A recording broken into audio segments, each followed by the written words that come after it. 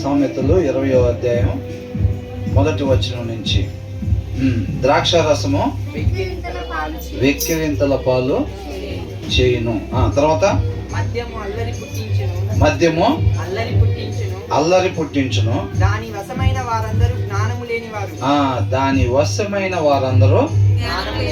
జ్ఞానము లేనివారు. వాక్య సారాంశం మనకి ఏం చెప్తుంది? జ్ఞానం కలిగి ఉండాలా? జ్ఞానం అవసరం లేదా? మనకి జ్ఞానం కావాలి, కలిగి ఉండాలన్నమాట. జ్ఞానం ఉంటేనే నిత్య జీవం. అవునా?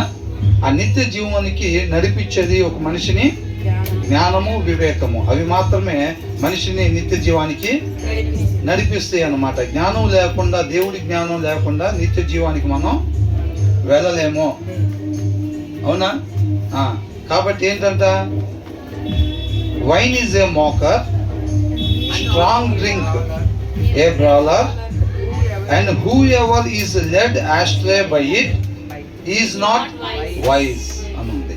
అర్థమవుతుందండి? అంటే మందు తాగే వాళ్ళు ఏంటంట, వైన్ తాగేవాళ్ళు, మందు తాగేవాళ్ళు, వాళ్ళు జ్ఞానము లేని వాళ్ళు. అర్థమవుతుందండి? అంటే మనిషి ఏ రీతిగా ఉండాలో దేవుడు తన ఉద్దేశాన్ని తెలియపరుస్తూ ఉన్నాడు అనమాట. మనిషి ఉండాల్సిన విధానం వైన్ కానీ, స్ట్రాంగ్ డ్రింక్ అంటే మందు. ఇప్పుడు వైన్ అంటే ఏంటి? కుళ్ళిపోయిన ద్రాక్ష రసంతో చేసేది బీర్ అంటారు కదా, దాన్ని తయారు చేస్తారు. స్ట్రాంగ్ డ్రింక్ అంటే ఇప్పుడు ఈ మిగతా ఈ హాట్ డ్రింక్స్ తయారు చేస్తారు కదా, అవునా? అంటే వాటిలోనే కొద్ది బ్రాండ్స్ ఉంటాయి కదా, బీర్ కాకుండా వేరే మందు ఉంటుంది కదా, ఆ మందుని దాన్ని స్ట్రాంగ్ డ్రింక్ అంటున్నారు. అవునా? ఏం చేసిద్దంట ఈ ద్రాక్ష రసం? ఏం చేసిద్దంట? వెక్కిరింతల పాలు చేసిద్ది. ఆ డయాగ్నోల్ చూడండి అసలు ఎలా ఉంటారో వాళ్ళు. అవునా? వాళ్ళ కాళ్ళే ఏమి లేకపోయినా అక్కడ నవ్వుకుంటూ ఉంటారు, అపహాస్యం చేసుకుంటూ ఉంటారు. వాళ్ళని చూసి మిగతా వాళ్ళు కూడా అపహాస్యం చేస్తూ ఉంటారు. అంత ముందు దాకా బాగానే ఉంటారు. ఇటు చూడాలండి దయచేసి. అంత ముందు దాకా బాగానే ఉంటారు, అది తాగక ముందు దాకా. అది తాగిన తర్వాత ఏం చేస్తూ ఉంటారు? వాళ్ళ కాళ్ళే నవ్వుకుంటూ ఉంటారు, వింత చేష్టలు చేస్తూ ఉంటారు అనమాట. ఈ స్ట్రాంగ్ డ్రింక్ తాగే వాళ్ళు ఏం చేస్తారు? బ్రాలర్ అని అంటే వీళ్ళు గొడవలు పెట్టుకునే వాళ్ళుగా ఉంటారు అనమాట. తాగి ఏం చేస్తారు? అంతకుముందు తాగినప్పుడు వాళ్ళు ఎప్పుడు కూడా గొడవలు పెట్టుకునేవారుగా ఉండరు. వాళ్ళు ఎప్పుడైతే తాగుతారో అప్పుడు ఏం చేస్తారు? వాళ్ళు గొడవలు పెట్టుకుంటూ ఉంటారు. దారిని పోయేవాడిని కదిలిచ్చి, ఏంట్రా నువ్వు మొన్న అదే అంత తాగక ముందు గుర్తులేదా? చాలాసార్లు కనపడతాడు, అయినా సరే ఏమీ ఉండవు. తాగిన తర్వాత మాత్రం రేవాడు పోయిన సంవత్సరం అట్లా అన్నాడు, 3 సంవత్సరాల క్రితం వాడు ఒకసారి ఇట్లా అన్నాడు నన్ను, నేను చిన్నప్పుడు మా నాన్న ఎట్లా అన్నాడు అంటే వాడు ఒకసారి చెప్పాడు. ఇవన్నీ ఎందుకని? మందు తాగినప్పుడు అది అలా ప్రవర్తింపు చేసిద్ది అనమాట. అర్థమవుతుందండి? ఎలాంటి వారినైనా సరే అది అలాగా ప్రవర్తింపు చేసిద్ది. అందుకనే వైన్ ఈజ్ ఏ మోకర్ అని అంటున్నాడు. Strong drink a brawler and whoever is led astray by it అని అంటున్నాడు. అంటే అది ఎలా ఉంటుందంటే, ఆస్ట్రే అని అంటే దారి తప్పించేది అని. అర్థమవుతుందండి? ఈ వైన్ కానీ, ఈ స్ట్రాంగ్ డ్రింక్, ఈ బయట తాగే మద్యం ఇప్పుడు ఏదైతే ఉందో అది ఏం చేసిద్దంట, ఒక మనిషి వెళ్ళాల్సిన మార్గంలో నుంచి ఏం చేసిద్ది? త్రోవ తప్పించిద్ది అనమాట, దారి తప్పించిద్ది. అందుకని దానిని తాగకూడదు. అర్థమవుతుందండి? మనిషి వెళ్ళాల్సిన మార్గంలో వెళ్తే నిత్య జీవానికి చేరుకుంటాడు. అంటే వాక్యాన్ని అనుసరిస్తే ఎక్కడికి వెళ్తారు? పోగొట్టుకున్న జీవం దగ్గరికి, తండ్రి దగ్గరికి చేరుకుంటారు. మన తండ్రితో పాటు యుగ యుగాలు ఏదైనా తోటలో ఉండడానికే కదా దేవుడు తయారు చేసుకుంది. మనం ఏం చేస్తాం? తప్పు చేసి ఆయనకు దూరం అయిపోయాం. కాబట్టి మరలా తండ్రి దగ్గరికి వెళ్ళాలి అంటే వాక్యాన్ని అనుసరిస్తా నడుచుకోవాలన్నమాట. ఇవేం చేస్తాయి అంటే వాక్యాన్ని అనుసరించకుండా దారి తప్పిస్తాయి అన్నమాట ఇవి. అర్థమవుతుందండి? అండ్ హూ ఎవరైతే is led astray by it is not wise అన్నాం. వాటి ద్వారా ఎవరైతే మార్గం తప్పించబడి అవి నడుపుతూ ఉంటాయి అన్నమాట వీళ్ళని. అర్థమవుతుందండి? వాళ్ళు కాదు, వాళ్ళ మందు తాగిన వాళ్ళు చూడండి తర్వాత ఎట్లా ఉంటారు వాళ్ళు. బాగున్నారా అన్న బాగున్నారా అని అంటాడు. ఆయనకే ఒక క్వార్టర్ ఇచ్చామనుకోండి, ఏమైంది? ఏయ్ తెలుసొక్క నిన్నే అంటాడు. అంటాడా లేదా? నీకుందే అంటాడు. అంటాడా లేదా? అంటాడు. అదే అయిపోతే అన్న బాగున్నారన్న అని అంటాడు. అంటే అదే వ్యక్తి కదా. మరి మార్పు ఎక్కడి నుంచి వచ్చింది? నడుపుతుంది అది, స్టీరింగ్ దానికి ఇచ్చాడు. అర్థమవుతుందండి? కాబట్టి స్టీరింగ్ దానికి ఇస్తే అది సరైన మార్గంలో ఎప్పుడు కూడా నడపదు. అది దారి తప్పించే నడవకూడని మార్గంలోనే మనిషిని నడిపించిద్ది. అలా ఎందరైతే దాని చేత తప్పుడు మార్గంలో నడిపించబడతా ఉంటారో వాళ్ళు జ్ఞానవంతులు కారు అని అంటే వాళ్ళు నిత్య జీవానికి చేరుకోరు అని అర్థం. అర్థమవుతుందండి? ఏకైక మార్గం వాక్యమై ఉన్న దేవుడు నిత్య జీవాన్ని చేరుకోవటానికి. అవునా కదా? వాక్యాన్ని అనుసరించటమే నిత్య జీవానికి మార్గము. నేనే మార్గం, సత్యం, జీవం అన్నాడు. వాక్యాన్ని అనుసరించటమే మార్గము, సత్యం, జీవం అన్నమాట. ఆ మందు తాగినప్పుడు ఏమైంది? అది మార్గం తప్పించి నడిపించిద్ది అనమాట. అంటే వాక్యాన్ని అనుసరించకుండా వాక్యం వద్దు అన్నదాన్ని చేపిస్తూ ఉండిద్ది అనమాట. దారిని పోయేవాడిని కదిలియటం వాక్యానుసారమా? గొడవలు పెట్టుకోవటం వాక్యానుసారమా? వాడి మీద వీడి మీద జోకులు వేసి నవ్వుకోవటం, ఎగతాళి చేయటం, ఇవన్నీ కూడా వాక్యానుసారం. ఓర్పొట్టునే నవ్వుకుంటూ ఉంటారు. అవునా? పొద్దున్నే షాపులు తీసినాక ఎదురు చూస్తూ ఉంటారు. షాపులు తీసిన తర్వాత భార్య భర్తలు పోవాల్సిన రీతికి ఇద్దరు కలిసి మందు అవటానికి పోతూ ఉంటారు. వాళ్ళు ఎంత ప్రేమగా ఉంటారు. ఇంటికాడ చూస్తేనేమో ఆమె తనటం, ఆ తోటి మందు తాగేవాడు ఉంటారు చూసారా, వాళ్ళిద్దరు ఎట్టుంటారు అసలు, భార్య భర్తలాగా ఉంటారు వాళ్ళిద్దరు. వైన్ షాప్ గారు చూడండి, మన దారిలో పోతా ఉంటే వాళ్ళిద్దరు భార్య భర్తలు ఎక్కడ ఉంటారు? ఇద్దరు మగవాళ్ళు వాళ్ళు. ఎందుకని? అవునా? అది అలా నడిపించింది అనమాట. సొదొమ గొమొర్రాలో అదేగా జరిగింది. అలా ఉండటం వల్ల పాపం అది. కాబట్టి ఎవరైతే అట్లా నడుస్తారో వాళ్ళు జ్ఞానవంతులు కారు, వాళ్ళు నిత్య జీవానికి చేరుకోలేరు. అంటే వాక్య సారాంశం ప్రకారం మందు తాగచ్చా, తాగకూడదా?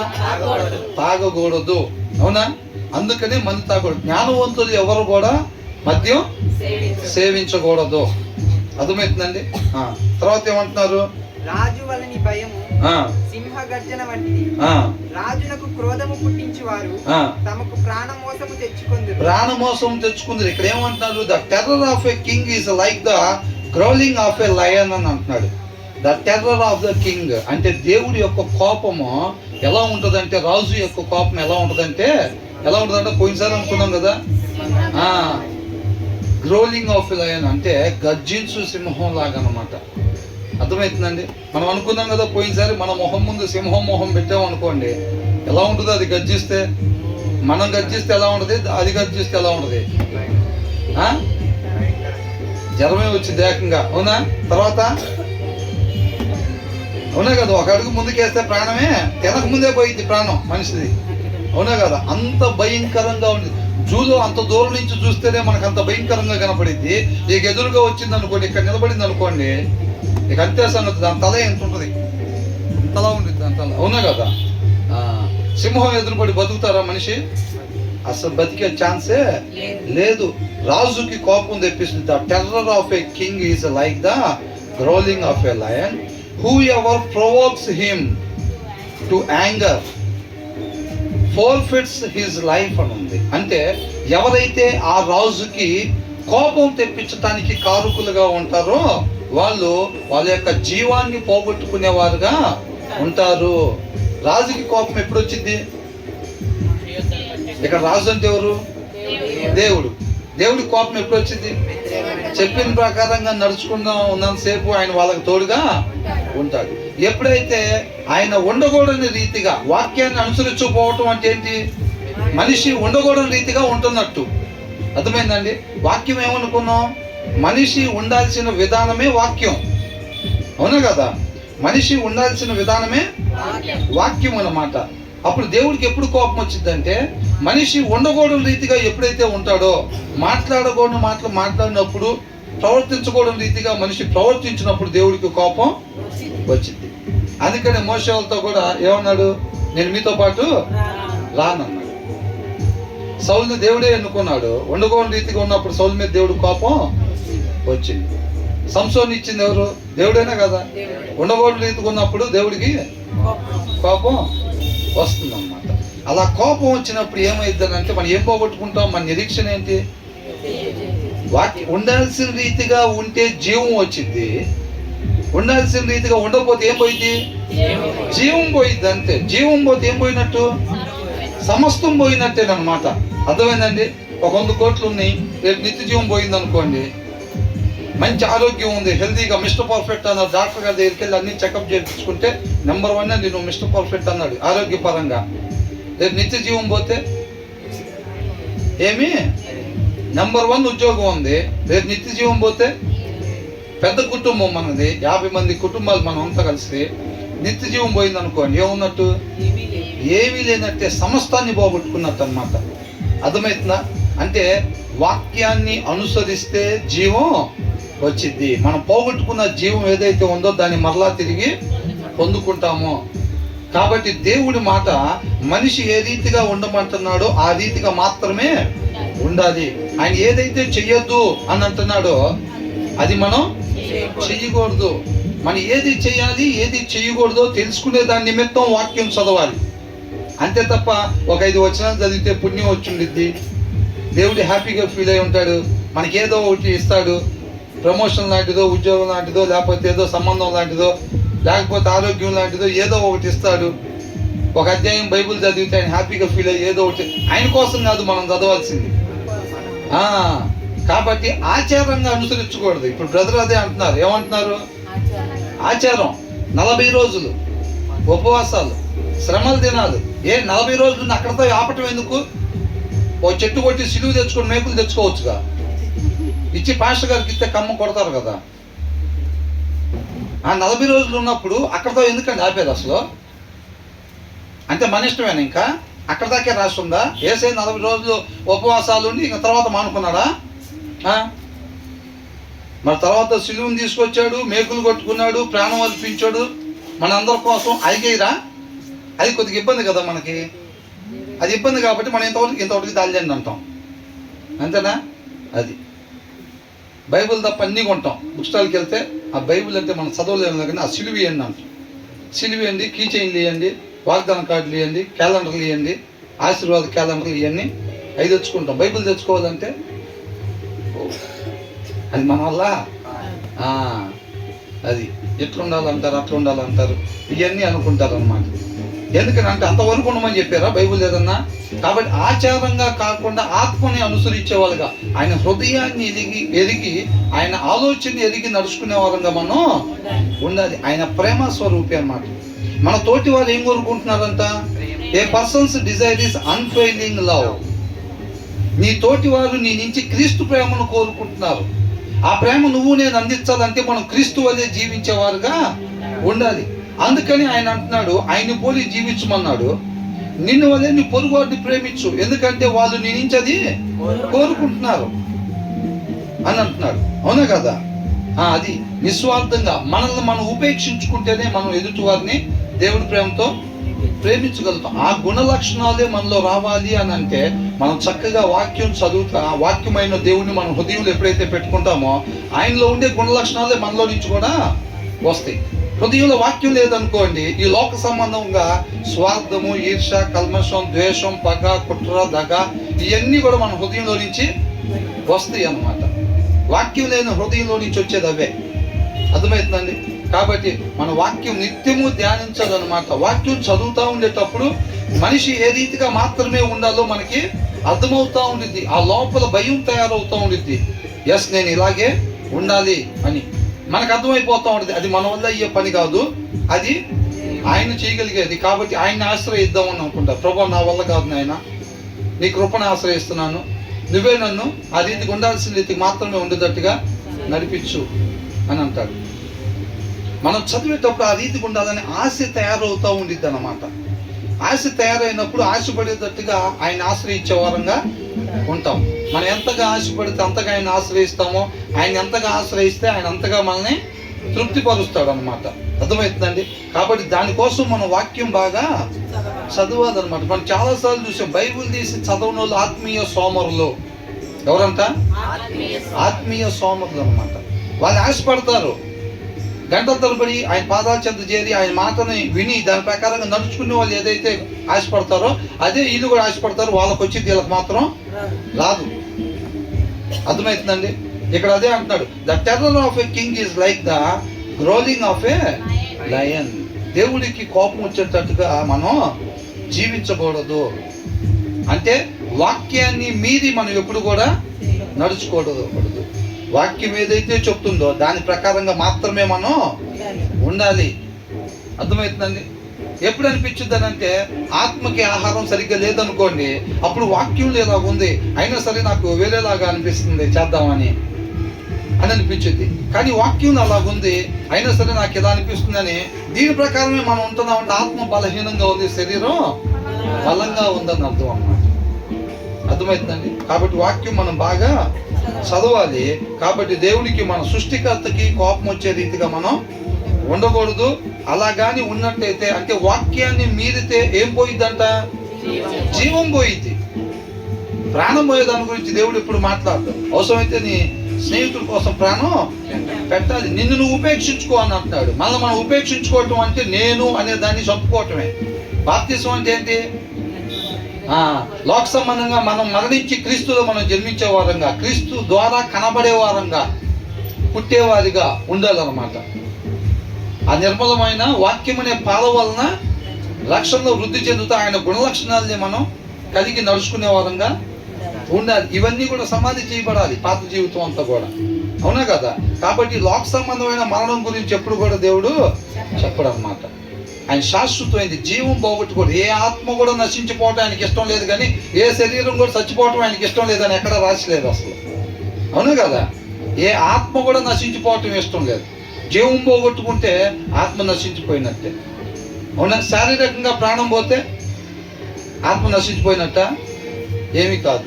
పునరుద్ధానం మళ్ళీ తిరిగి లభిస్తాం అన్నమాట.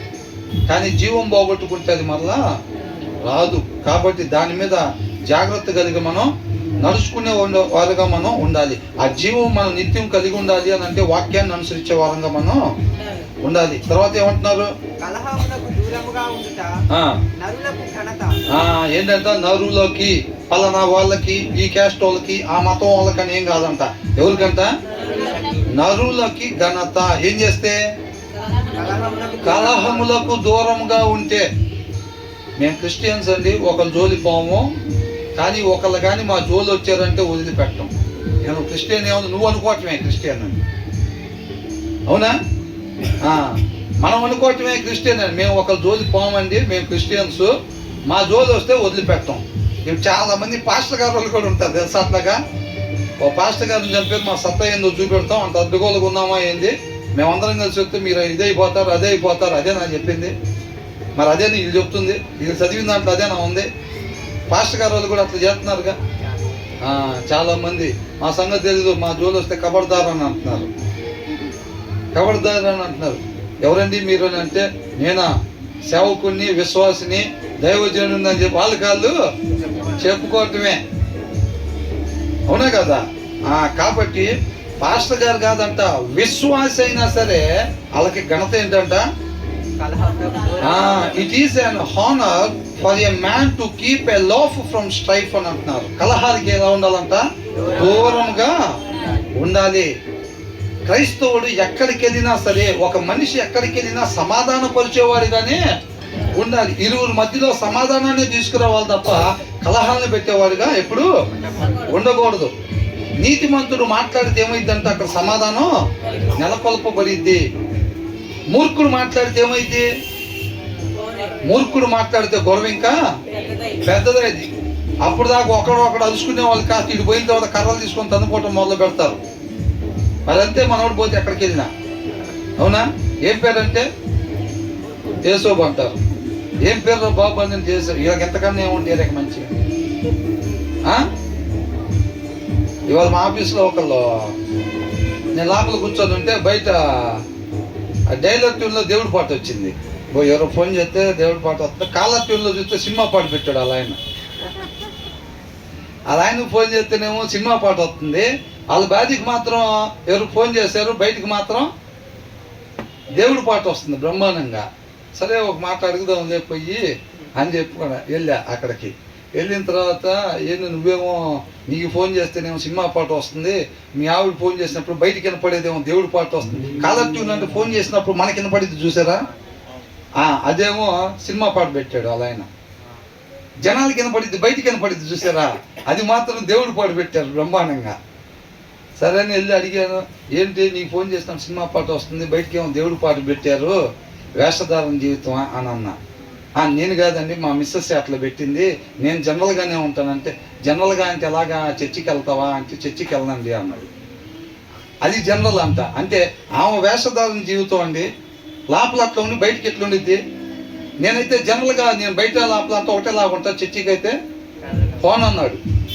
అదేం జనరల్గా బాబు అని అనుకున్నా. క్రిస్టియన్స్ అసలు ఎలా చర్చికి అని అంటే క్రిస్మస్కి వెళ్తానండి అన్నాడు. నిజంగా జరిగింది ఇది, నేను ఇవాళ మధ్యాహ్నం అడిగింది. ఆ క్రిస్మస్కి వెళ్తానంటే ఎందుకని వెళ్ళావు నువ్వు అసలు చర్చికి అని అంటే, నేను వంట చేస్తానండి అని అన్నాడు. వంటలు చేయడానికి వెళ్తారనమాట. అంటే వంటలు చేసేవాడు చర్చికి రాకూడదని ఎక్కడ రాస్తుందా బైబిల్లో అన్న. అట్లా ఏం కాదండి, నేను జనరల్గానే అసలు కుదరదు నాకు వెళ్ళటానికి, ఆదివారం అయితే ఇంకా ఎక్కువ ఆర్డర్లు ఉంటాయి, అందుకని ఆదివారం సాయంత్రం వెళ్ళొచ్చుగా, మంగళవారం వెళ్ళొచ్చుగా. మంగళవారం అడిగితేనే ఆ మంగళవారం ఎక్కడ ఉండదు కదండి అని కారణం ఎదుర్కొంటున్నాడు అనమాట.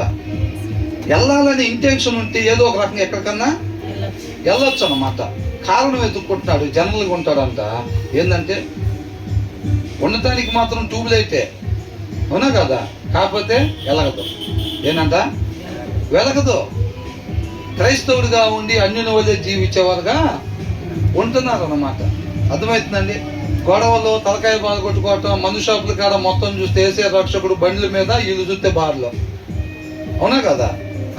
ఇవన్నీ ఎట్టాగుంటున్నాయి. ఒకరికి ఘనత ఎప్పుడంట, కలహములకు దూరంగా ఉండాలి. మనం ఎక్కడికి వెళ్తే అక్కడ సమాధానం ఉండాలి తప్ప గొడవలో ఉండకూడదు. గొడవకి దూరంగా ఉండాలి ఎప్పుడైనా సరే. ఒక విశ్వాసి యేసయ్య ఎక్కడికి వెళ్ళినా సమాధానం తప్ప గొడవలు ఉంటాయా? మరి ఆయనలో నాటబడి ఉంటే, ఆ వాక్యం మన హృదయంలో ఉంటే, సరిపడేటట్టుగా వాక్యం మన హృదయంలో ఉంటే, మనం ఎక్కడికి వెళ్ళినా కూడా సమాధానమే ఉండిద్ది అనమాట. మనం అలాగ ఉండాలి. ఇవి ఎప్పుడైనా వాక్య సారాంశం సత్యం అన్నమాట. ఓకే, ఇది మనం ఒక్కొక్కటి ధ్యానించుకొని అలాగ ఉండాలన్నమాట.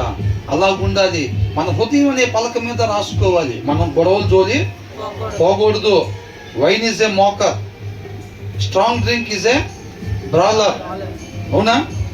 అయితే మందు మనం తాగకూడదు. ఇక్కడ మీరు వాడే పదాలు చూడండి. నరునికి అని అంటున్నాడు, ఏ మ్యాన్ అంటున్నాడు. అంటే వాళ్ళకో వీళ్ళకో పెంతుకోస్తోళ్ళకి లోదరన్న వాళ్ళకి ఒక రకంగా అట్లాగేమి ఉండదు. మనిషి మందు తాగకూడదు. ఇది సృష్టికర్త యొక్క మాట. హృదయంలో రాసుకోవాలంటే అది తీర్మానం అయిపోవాలి అక్కడే. అర్థమవుతుందండి? దాని తర్వాత వచనంలో ఏం చెప్పారు? 2వ వచనంలో వాక్యాన్ని మీరితే గనక ఏం పోయిద్దంట? జీవము పోయిద్ది. మన నిరీక్షణ జీవము. మనకు దారి తెలియపోతే, పోగొట్టుకున్న జీవంలోనికి దారి తెలియపోతే, ఆయన మార్గంగా ఆయన కుమారుణ్ణి పంపించాడు, రక్షకుడిని పంపించాడు. జీవం దగ్గరికి ఆయనే మార్గం, వాక్యమే మార్గం. వాక్యాన్ని అనుసరించటమే జీవం దగ్గరికి మార్గం అన్నమాట. అవునండి?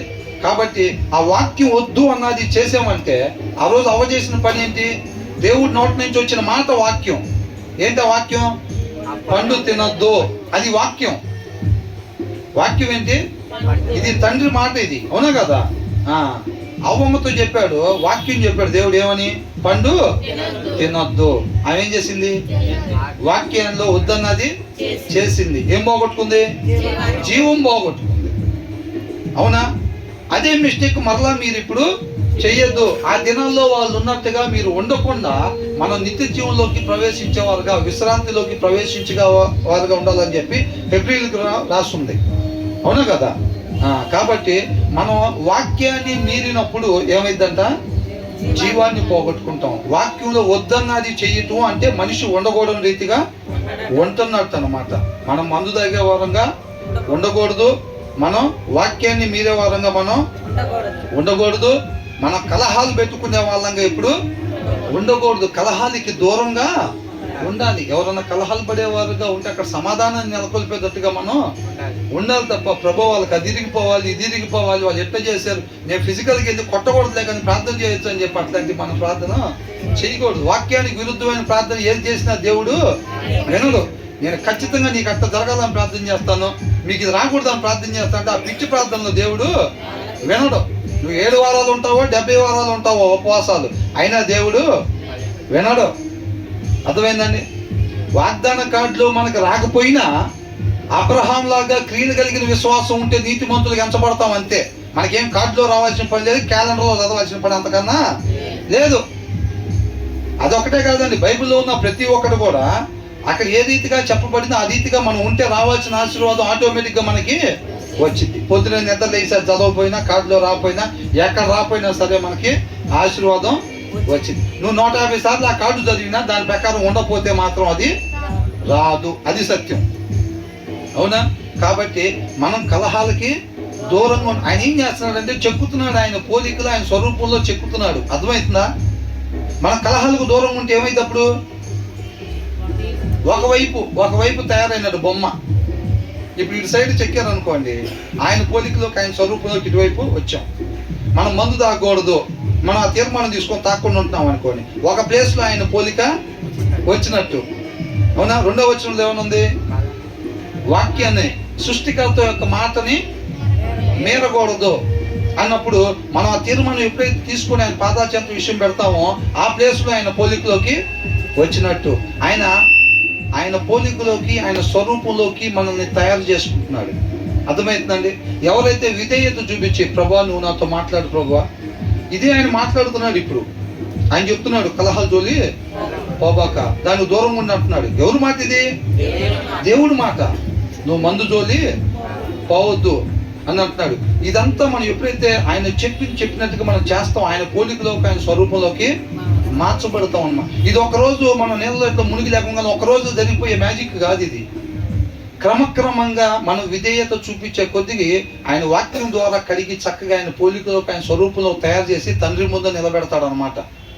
మనం పోగొట్టుకున్న ఆకారం ఏదైతే ఉందో ఆ ఆకారాన్ని తయారు చేసి తండ్రి ముందల నిలబెట్టి తండ్రితో పాటు సమాధానాన్ని నెలకొలుపుతాడు. ప్రతి నరుణ్ణి తీసుకుని వెళ్ళి అట్లాగా మన విధేయత చూపించాలి.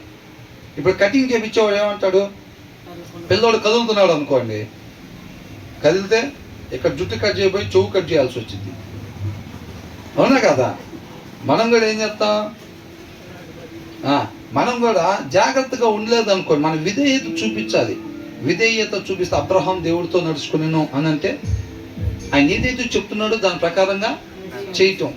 మళ్ళీ అబ్రహాం అంటే చిత్తం ప్రభు అని అంటాం, మరలా చెప్పింది మరలా చేయటం. అదే దేవుడితో నడవటం అంటే.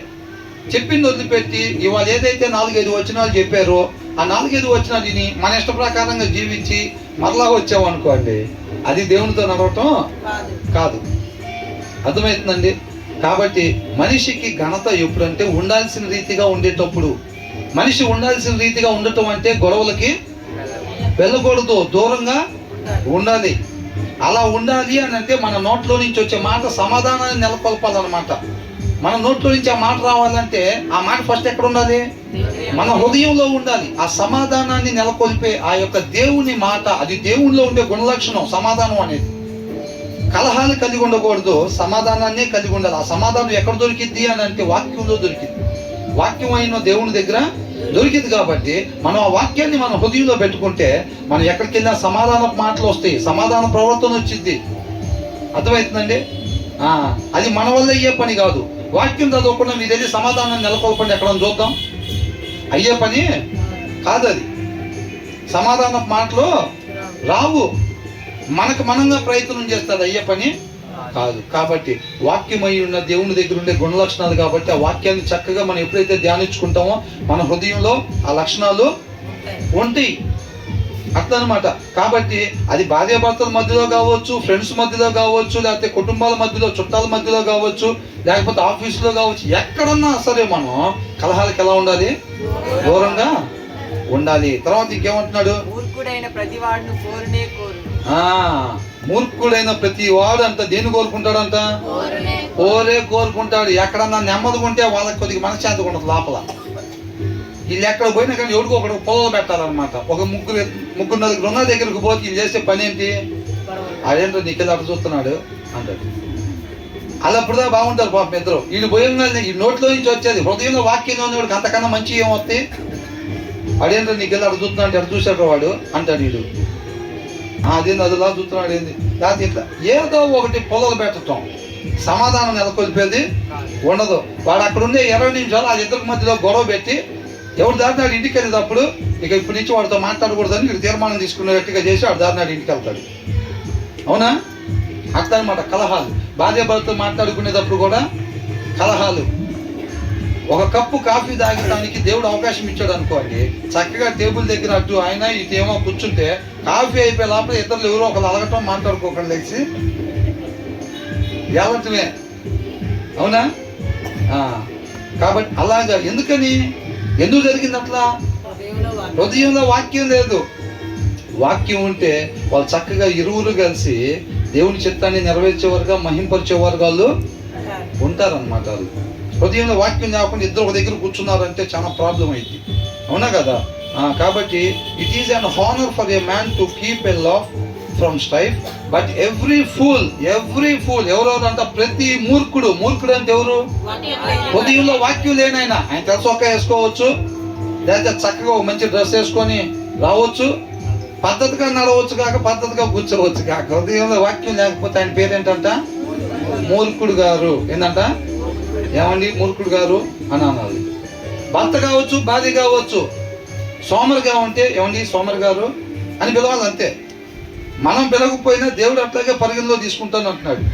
2 రోజులైనా 3 రోజులైనా వారం రోజులైనా బైబిల్ చదవకపోతుంటే ఎట్లా పరిగణలో తీసుకుంటాడంట దేవుడు? సోమరి. అది నువ్వు ఎవరైనా కానీ మొహంతో నాకు పని లేదు, నువ్వు చేసే పనిని బట్టి నువ్వు సోమరి అని అంటున్నాడు దేవుడు. అర్థమవుతుందండి? కాబట్టి ప్రతి మూర్ఖుడు కూడా అంట దేని కోరుకుంటాడంట? కోరినే కోరుకుంటాడు. మనోళ్ళు కూడా ఏం చేస్తారు? ఒక స్థాయి వరకు అట్లా ఉంటారు, తర్వాత ఏం చేస్తారు? గొడవలో పడిపోతూ ఉంటారు, గొడవలు పెట్టుకుంటూ ఉంటారు. అందుకని అంటారు ఎప్పుడైనా సరే ఏ కేసు అంట? అన్ని కేసుల్లో డేంజర్ కేసు SC ST అంట. ఏంటంట? SC ST మీ పని అయిపోయింది. ఏమనుకుంటున్నాం? మేము కేసు పెట్టామంటే మీ పని అయిపోయింది అని అంటారు. SC ST కేసు పెడితే. అవునా? అందుకని వాళ్ళు ఇల్లు ఎందుకు తీసుకోరు మన వాళ్ళ దగ్గర? ఇల్లు గొడవలు మారవాళ్ళరా, సాయంత్రం కలిసి దాగొస్తాడు వాడు. మనం ఏడ పడతాం? అవసరమైతే 1 లక్ష పడేస్తాం లేక వాళ్ళ ముఖాన. వాడు కర్ర కత్తో తీసుకొని వస్తాడు వాడు.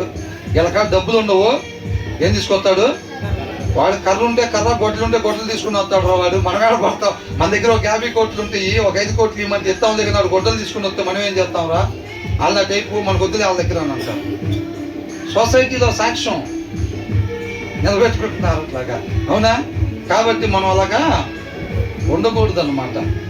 కాబట్టి దాన్ని మార్చాలి, అభిప్రాయాలని మార్చాలి. అది ఇది ఇలా కూడా ఉంటారా అనేటట్టుగా. సౌలు అవాక్కయ్యాడు ఒకసారి దావీదుని చూసి. అపాయం కలిగి చేద్దాం అనుకునేవాడు దొరికితే కూడా ఇట్లా మెయిల్ చేసి పంపిస్తారా అని చెప్పి అవాక్కయ్యాడు. అయ్యాడా లేదా? అట్లా ఉండాలన్నమాట ప్రతి చోట. ఎందుకంటే క్రైస్తవులు అంటే ఒక అభిప్రాయాలు ఉన్నాయి, కొంతమందికి తప్పుడు అభిప్రాయాలు ఉన్నాయి. వాటిని మార్చేటట్టుగా ఉండాలి. మనం ఒకరి ఇంట్లో రెండుకి దిగామంటే, ఒక ఆఫీస్లో మనం పని చేయటానికి వెళ్ళామంటే, లేకపోతే ఒకళ్ళ ఇంటి పక్కన కొత్తగా పరిచయం అయ్యారంటే వాళ్ళ దగ్గర అంత ముందున్న తప్పుడు అభిప్రాయాల్ని మార్చేసేయాలన్నమాట. క్రీస్తుని కనపరిచేవారుగా మనం ఉండాలి. తర్వాత ఏమంటున్నాడు? విత్తులు వేయ కాలమున సోమరి దున్నడు. కోత కాలమున పంటను గూర్చి వాడు విచారించినప్పుడు వానికేమీ లేకపోవును. The sluggard does not plow in the autumn, he will seek at the harvest. He will seek అంటే ఏం చేస్తాడు? సోమరి చదవాల్సిన టైంలో చదవడు. ఇక్కడ ఏం సంపాదించుకోడు, కడుపు కమ్మగా తింటాడు, ఇంత బాగా అయింది. అవునా? ఎవరికి ఒక ప్లేట్ ఇడ్లీ ఇప్పించడు, ఎవరికి సహాయం చేయడు, ఎవరికి బాగోకపోతే పరామర్శించడు, ఏముండో. పైన అకౌంట్లో రూపాయి కూడా ఉండదు. రేపు పునరుద్ధరణ తిరిగి లేచిన తర్వాత చూస్తే అకౌంట్లో జీరో. చదవాల్సిన టైంలో చదవలేదనుకోండి, ఎగ్జామ్స్లో ఏమైంది? అంత మాత్రం నేను చూసుకోకుండా ఉంటారా? వీళ్ళు కూడా బాగా చదివినవాడు, సమయాన్ని సద్వినియోగం చేసుకున్నవాడు ఎట్లయితే వాడి నెంబర్ ఉందో లేదో చూసుకుంటాడో, వీడు కూడా పోయి అట్లాగా చూస్తూ ఉంటారు. చూడకుండా ఉండరు, వాళ్ళు కూడా చూస్తారు. కానీ అక్కడ ఏం కనపడదంట? నథింగ్ అని రాస్తుంది. ఏంటంట? ఏముండదు. ఏ పేపర్ తీసినా జీరో. ఎందుకని 2 నెలల క్రితమే చెప్తారు ఎగ్జామ్స్ డేట్ ఎప్పుడో. సారీ 2 నెలలు ఏం చేస్తారు? రేపు చదవచ్చు పక్క. రేపు నుంచి మాత్రం మొత్తం టెక్స్ట్ బుక్స్ తీసుకొని ఇంకంతే. రేపు నుంచి. సోమరు కూడా అంతే, ఏం చేస్తాడు బైబిల్ గురించి మనం చదవద్దులే అని అనుకోడు. ఈ చదివే వాళ్ళు కూడా చదవద్దులే అని అనుకోరు. రేపు నుంచి స్టార్ట్ చేద్దాం చదవటం, ఇవాళకి టైం టేబుల్ ప్రిపేర్ చేసుకుందాం అనుకుంటాడు.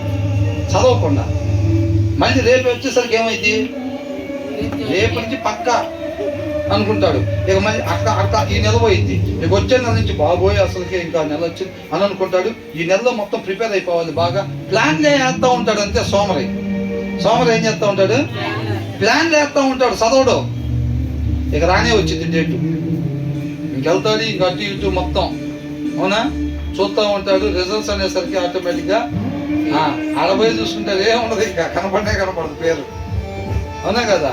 వీళ్ళు కూడా ఏం చేస్తారు, చదవండి అని సమయం ఉండగానే సద్వినియోగం చేసుకోండి అని ప్రతిరోజు మంగళవారం, శుక్రవారం, బుధవారం, ఆదివారం చెబుతుంటే ఏం చేస్తారు, కన్ఫామ్గా వచ్చే వారం నుంచి కన్ఫామ్ చదువుదాం. వచ్చే సంవత్సరం జనవరి 1 డేట్ వేసుకుని బైబిల్లో చదువుదాం కన్ఫామ్గా. రేపు అప్పు రేపు లాగానే అయిపోయింది. ఏదో ఒక రోజు కొద్దిగా మసకగా కనపడే పరిస్థితి ఉండదు. బాగా గాలి పీల్చుకొని వదిలే టైంలో చదవండి అంటే ఎవడు చదవడు. లోపల 2-3 ట్యూబులు వేసుకోవడం కష్టంగా ఉంటుంది అనుకోండి గాలి పీల్చడానికి. ఎప్పుడు ఆ రోజున, అవునా, ఆ రోజు నేను అమ్మ బైబిల్ తెచ్చావా చదవాలి అని అంటాడు. ఆమెకే కాదు, వాళ్ళ ఆయనకి ట్యూబులు వేసినా సరే ఏమో కూడా సరిగ్గా గాలి ఆడదు. ఎందుకంటే మొత్తం తెచ్చేది ఆయనే కదా ఇంటికి. మీరు చూస్తే వాళ్ళ ఆయనకి బాగోలేదు, కొద్దిగా అటు ఇటు ఉన్నాడమ్మా అన్నా సరే భార్య పరిస్థితి ఏం బాగోదు ఇక్కడ, అవునా. అయ్యా ఆయన లేకపోతే నా పరిస్థితి ఊహించుకుంటేనే భయంకరంగా ఉండదు. భార్య పరిస్థితి అయినా అంతే. భార్యకి బాగోపోయినా పొద్దున్న లేచి నేను ఇవన్నీ చేసుకోవటం అంటే మన వల్ల అయ్యేది కాదు. ఈ టైంలో 2 పిల్లలు ఉన్నారు, ఇంకొకరిని చేసుకుంటే ఆ పిల్లలిద్దరిని బయటికి నెడతారు. వచ్చిన వాళ్ళు నెడతారా లేదా, నెడతారు. అమ్మో ఊహించుకోవటానికి భయంకరంగా ఉంది, ఎట్టగట్ట బతికించుకోవాలని అనుకుంటారు. బాగున్నప్పుడు మాత్రం బైబిల్ తీరు, అవునా కదా. కాబట్టి సోమరులు ఏం చేస్తారంట, దున్నుకోవాల్సిన టైంలో దున్నరు, విత్తనాలు వేయాల్సిన టైంలో వేయరు, లేజీగా ఉంటారు. అంటే ఈ సమయంలో పైన వాటిని మాత్రమే ఎతకమన్నారు, అవునా కదా. చక్కగా సమయాన్ని సద్వినియోగం చేసుకొని బైబిల్ చదువుకుంటా దాని ప్రకారంగా మనం జీవిస్తూ ఉంటే మనకు పైన అకౌంట్లో ఫుల్గా ఉండిద్ది అనమాట. రేపు పునరుద్ధానంలో తిరిగి లేచిన తర్వాత ఏముంటుంది, బ్రహ్మాండంగా మార్కులు ఉంటాయి, దేవునితో పాటు వివేకాలు ఉండొచ్చు. అలా కాకుండా మన యొక్క వాక్యం చదవండి అని ఎక్కడికి పోయినా చదవండి ఎక్కడికి పోయినా ఇదే గోల్ అనుకొని చదవకుండా వదిలిపెడితే ఏమైంది, జీరో. రేపు రోజున అక్కడ పోయిన తర్వాత చేపలు వేసాగా, కానుకలు ఇచ్చాగా, సమోసాలు తెచ్చాగా, ఇది కదా అది కదా అని అనుకుంటే ఉండిద్దా మన పేరు, రేపు ఉండదు. చూస్తే ఏమైందంట, అక్కడ ఏముండిద్దంట, he will seek at harvest, కోతకాలంలోనంతా చూస్తే అండ్ హ్యావ్ నథింగ్ అన్నాడు. సమయం ఉండగానే సద్వినియోగం చేసుకోవాలి, సోమరులా ఉండకూడదు. ఎన్నిసార్లు వచ్చిందో ఈ సామెతల్లోనే చదువుకుంటుంటే మనకి. ఆత్మీయ సోమరులుగా ఉండకూడదు, వాక్యాన్ని చదవాలి. ఆ చురుకుదనం దేవుడికి ఉండే, ఆ చురుకుదనం మనకు కూడా వచ్చింది అన్నమాట. అర్థమవుతుందండి. మనం విధేయత చూపించే కొద్దికి ఆయన కృపను బట్టి వాడబడుతూ ఉంటాం ఆయన నామ మహిమ కొరకు. మనం విధేయత చూపించలేదు అనుకోండి, మన బదులు దేవుడు వేరే వారిని వాడుకుంటూ ఉంటాడు అనమాట. కాబట్టి మనం ఆత్మీయ సోమరులుగా మనం ఎప్పుడు ఉండకూడదు. రేపు కొంతకాలంలో చూసినప్పుడు మనకేమీ దొరకదు. కాబట్టి సమయం ఉండగానే సద్వినియోగం చేసుకోవాలి, వాక్యం బాగా చదవాలి, ఆ క్రియలు కలిగి మనం జీవించాలన్నమాట. కాబట్టి ఇక్కడ ఎవరెవరికైతే మన చేతులు కష్టపడి ఇతరులకి సహాయం చేస్తాయో అది రేపు నిత్య జీవంలో సిద్ధపాటుగా ఉంటాయి. తర్వాత ఏమంటున్నారు, నరుని హృదయంలోని ఆలోచన లోతు నీళ్ళ వంటిది. నరుని ఎవరిదంట, 19 రాశారా, ప్రతి నరుని యొక్క అంట హృదయంలో ఆలోచనలంట లోతు నీళ్ళ వంటివి. లోతు నీళ్ళు అంటే బావి లాంటిది. బావిలో నీళ్ళు ఎలా కొంటి, లోపలు కొంటి, అవునా. వాటిని ఏం చేస్తాం, పగిలించేసుకొని అది ఎవరు పడితే వాళ్ళు దొడతారా, ఇక్కడ ఎవరు దొడతారంట చూడండి ఏమనుందో, వివేకము గలవాడు దానిని పైకి చేదుకొను. అది దాన్ని అండర్లైన్ చేసుకోవాలి, వివేకము. అది లేకపోతే ఏం లేదు అక్కడ. వివేకము కలిగిన వాడే దాన్ని పైకి చేదగలుగుతాడు, వేరే వాళ్ళు చేదలేరు. అర్థమవుతుందండి. ఆ నీళ్లు వివేకం కలిగిన వాళ్ళే బయటికి తీయగలుగుతారంట, లేకపోతే తీయలేరు. దాని అర్థం ఏంటంటే the purpose in a man's heart. ప్రతి నరుని యొక్క హృదయంలో మీరు చూడండి, ప్రతి నరుని యొక్క హృదయంలో వాళ్ళ ఇంటెన్షన్స్ లోపల ఉంటాయి అన్నమాట. హృదయం లోతుల్లో ఉంటాయి, కానీ పైకి మాత్రం మామూలుగా ఉంటారు. అనేక మందికి చాలా ఇబ్బందులు ఉంటాయి, అర్థమవుతుందండి. వాళ్ళ ఆలోచనలు చాలా ఉంటాయి లోపల, కాకపోతే పైకి మాత్రం అవి మనం ఎంత చూసినా కానీ తెలియదు. అసలు అవతల వాళ్ళని మనం స్టడీ చేయలేం, అర్థమవుతుందండి. అది ఎవరు స్టడీ చేయగలుగుతారంటే తోటి వారి యొక్క హృదయంలో ఉండే ఆ లోపల డీప్ వాటర్స్ అన్నారు చూసారండి. ఆ లోపల ఉన్న ఇంటెన్షన్ని ఐడెంటిఫై చేసి దాన్ని సమాధాన పరచాలంటే ఆ వివేకం ఉన్న వాళ్ళే చేయగలుగుతారు తప్ప మిగతా వాళ్ళు ఎవరు చేయలేరు అని అంటున్నాడు. But A man of understanding will draw it out అని అంటున్నాడు. అర్థమవుతుందండి. ఆ తోటి వారి యొక్క హృదయంలో ఆ ఉండే ఇంటెన్షన్స్ ఏదైతే ఉందో వాటిని మనం ఐడెంటిఫై చేయాలి అని అంటే ఆ వివేకం ఉంటేనే దాన్ని మనం వాళ్ళ హృదయంలో నుంచి తీయగలుగుతాం అన్నమాట. లేకపోతే మనకి తెలీదు.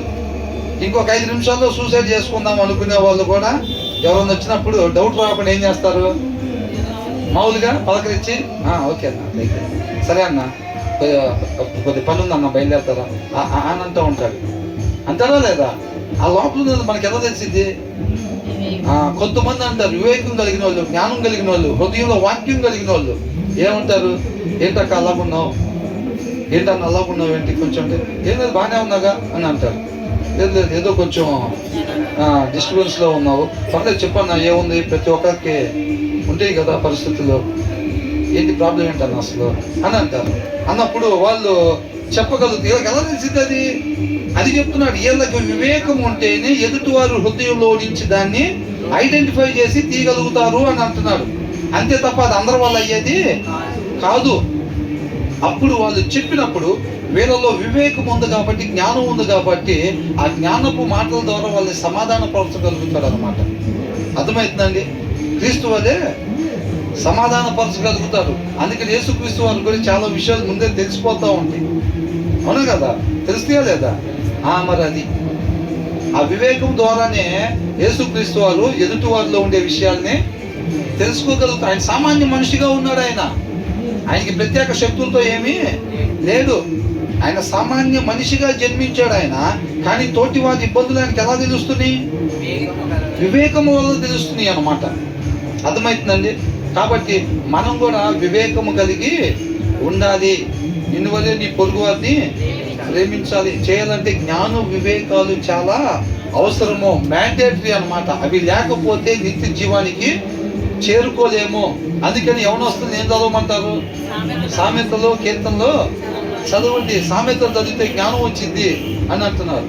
ఇప్పుడు ఇదే వచనాలు మనం స్టార్ట్ చేసుకున్న మొదటి వచనం, మందు తాగకూడదు. అది ఎప్పుడైతే ఆ యవనస్తులు చదివినప్పుడు ఏమైంది? అవునా, అయితే ఇదనమాట. వాడు బాగా ఎంజాయ్ చేస్తున్నాడు అనుకున్నాం. వీడు కొత్తగా ఒకడు వచ్చాడు, మన ఫ్రెండ్, వాడు కొత్త అలవాట్లు తీసుకొస్తున్నాడు. అది పదే ఫ్రెండ్ వచ్చాడు, వాడు కొత్త అలవాట్లు చెప్తున్నాడు అనుకున్నాం. అంటే ఈ మనిషి చేయకూడని అనమాట. అర్థమవుతుందండి. ఆ జ్ఞానం తెలిసిద్ది అనమాట. ఏది చెయ్యాలి, ఏది చేయకూడదు అని తెలియటమే జ్ఞానం. అర్థమవుతుందండి.